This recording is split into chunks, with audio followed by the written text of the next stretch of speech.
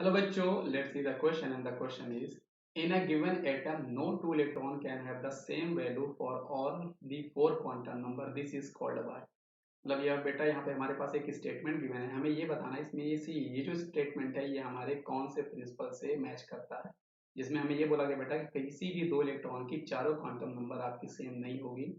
तो एक्चुअल में बेटा ये जो है ये जो रूल है ये जो प्रिंसिपल ये किस प्रिंसिपल से ये स्टेटमेंट आपका मैच करता है उसका सही जवाब हमारे पास पाउली एक्सक्लूजन प्रिंसिपल है। पाउली एक्सक्लूजन प्रिंसिपल में हमें ये बोला जाता है बेटा कि किसी भी दो इलेक्ट्रॉन के लिए चारों क्वांटम नंबर कभी भी सेम नहीं हो सकती। एटलीस्ट उनकी वन मिनिमम एटलीस्ट उसकी वन क्वांटम नंबर तो आपकी अलग होगी ही होगी, है ना। इसके अलावा बेटा यहाँ पे जो हमारे पास जैसे हुन रूल जो है बेटा ये हम लोग फिलिंग के लिए यूज किया करते हैं। ये रूल हमें ये बोलता है जब कभी भी हम इलेक्ट्रॉन की फिलिंग करते हैं तो पहले हम लोग हर ऑर्बिटल में एक सेम स्पिन वाले इलेक्ट्रॉन फिल करेंगे, उसके बाद हम लोग पेयरिंग करेंगे। जैसे मैं अगर आपको एग्जांपल में बताऊं बेटा कि अगर सपोज करो ये हमारे पास p ऑर्बिटल है और हमें यहाँ पर p4 मतलब 4 इलेक्ट्रॉन की फिलिंग करनी है।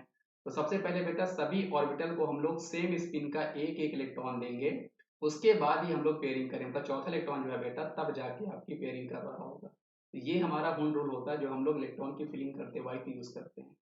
अब बाहु प्रिंसिपल हमारे पास होता है बेटा ये हम लोग इलेक्ट्रॉनिक कन्फिग्रेशन के लिए यूज किया करते हैं, जहाँ पे हम लोग इलेक्ट्रॉन के जब इलेक्ट्रॉन हम दे रहे होते हैं इलेक्ट्रॉनिक कन्फिग्रेशन लोग लिख रहे होते हैं।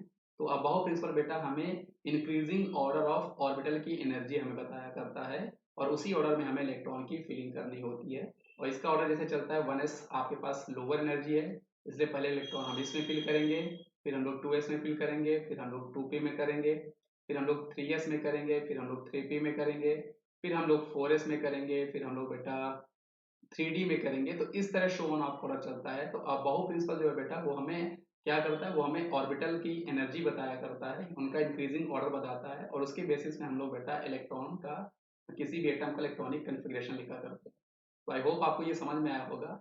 और अनसर्टिनिटी प्रिंसिपल जो होता है बेटा ये हाइजेनबर्ग अनसर्टिनिटी जो आपका प्रिंसिपल होता है वो हमें ये बताता है कि हम एक ही टाइम पे जो हम लोग डिस्प्लेसमेंट और हमारा जो मोमेंटम का जो प्रोडक्ट होगा इनका जो प्रोडक्ट होगा ये आपका always greater than equal to H by 4 pi होगा। ये हमें बताया करता है अनसर्टेनिटी का प्रिंसिपल जिसको हम लोग हाइजेनबर्ग अनसर्टेनिटी प्रिंसिपल कहते हैं। ये हमें ये बताता है कि there is always some uncertainty while measuring the values of your displacement and momentum of any electron। जब हम मेजर कर रहे होते हैं तो वो एग्जैक्ट हम नहीं निकाल सकते।